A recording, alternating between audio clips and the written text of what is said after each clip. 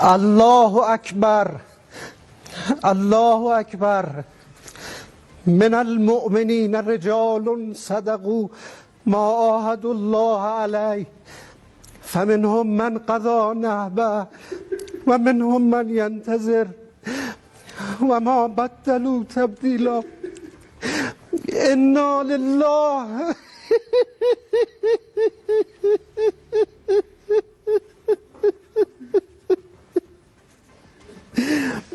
انا لله و انا الیه راجعون.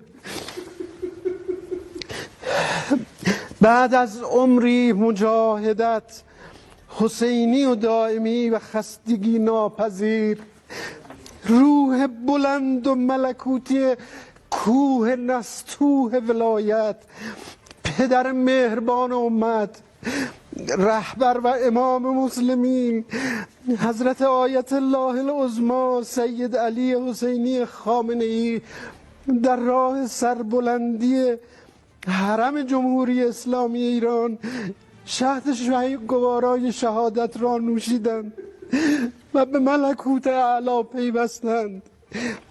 خدای بزرگ، خدای بزرگ و شکست ناپذیر با ملت حماسه ساز و تاریخ ساز ایران است تا عهدی که با امام خود بستند تا سرانجام ظهور پیش